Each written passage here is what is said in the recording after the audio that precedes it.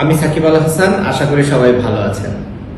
বাংলাদেশ ক্রিকেটে আবারও আলোচনার ঝড়। সাবেক অধিনায়ক তামিম ইকবালকে ঘিরে নেতৃত্ব ও সিদ্ধান্ত নিয়ে প্রশ্ন ওঠার মধ্যেই লাইভে মন্তব্য করছেন বাংলাদেশের অলরাউন্ডার সাকিব আল হাসান।